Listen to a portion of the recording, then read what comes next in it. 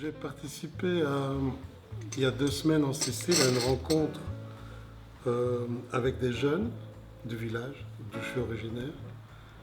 Et chacun devait parler de ses souhaits. C'était tous des jeunes qui étaient entre 16 et 20 ans. C'est un projet qui était mené par une amie à moi pour essayer de voir aussi de quoi les jeunes avaient envie. Et puis ils m'ont demandé, euh, ils ont demandé à chacun d'avoir une phrase pour définir comment ils se voyaient eux dans l'espace-temps entre passé, présent et avenir. Et moi j'ai dit, parce qu'ils m'ont posé la question, donc j'ai dit, pour moi ce qui est important et ce que je voudrais faire, c'est connaître le passé pour comprendre le présent et rêver d'un futur.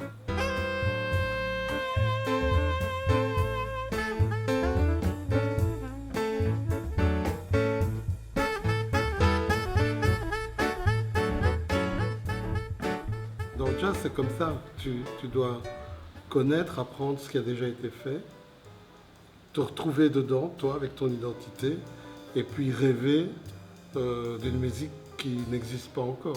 Donc en fait, c'est ce que vous faites. En plongeant dans les racines du passé, vous vous situez par rapport à ça et vous créez quelque chose qui n'a pas encore existé. Et qui donne aussi une aspiration, un espoir de vers où on pourrait aller. Et donc dans toutes les musiques de création, il y a ça. Je trouve que dans ce que vous faites, dans le son du trio, il y a complètement ça. Et c'est vraiment intéressant de voir que, au moins une des grandes découvertes de ce projet, c'est de voir que quelqu'un comme Kyle, qui est américain, californien, qui n'a aucune racine en Tunisie, vient ici, fait de l'immersion totale, il apprend la langue et il fait une création à partir des musiques populaires tunisiennes. Et donc, ça peut pas être juste un exercice de style. Pourquoi est-ce qu'il fait ça? Parce que lui aussi, il se comprend à travers ça. Donc c'est pas juste qu'il se dit tiens je ferais bien ça et puis après je vais aller en Turquie puis je vais aller non, il y a un truc particulier pour lui aussi de venir ici faire de l'immersion et c'est une façon pour lui de se comprendre lui-même et de voir vers quoi il veut se projeter. Et il fait ça avec vous et vous êtes en parfaite symbiose tous les trois. Hein. J'espère m'intégrer aussi dans ce projet.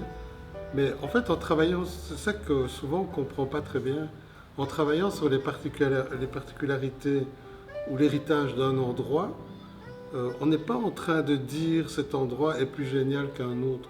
On est en train de se nourrir de choses qui ont été faites avant et on est en train de comprendre le présent à travers la nourriture que nous ont laissée les anciens et on va en faire quelque chose d'autre. Et donc c'est vrai que dans le monde d'aujourd'hui, regarde hier autour de la table, il y avait des personnes qui habitaient au Canada, des personnes qui habitaient en Asie, des personnes qui viennent d'Amérique, des personnes qui viennent de Belgique.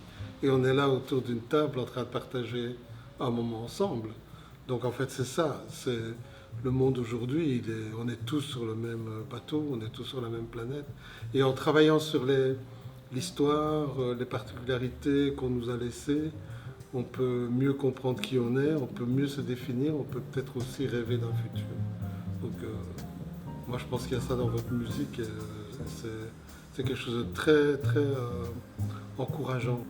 Le travail que vous avez fait qui est d'aborder ces thèmes sans les caricaturer.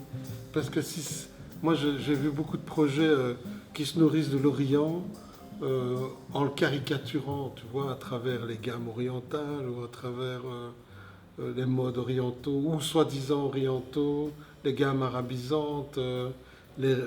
Ici, pas du tout. Il y a une fraîcheur totale puisque Cal vient avec son héritage gospel, toi avec ton héritage jazz, et vous mettez ça ensemble, ça fait quelque chose d'extrêmement frais, qui est tout sauf une caricature de la musique dont elle s'inspire. Et au contraire, c'est comme un bain de jouvence.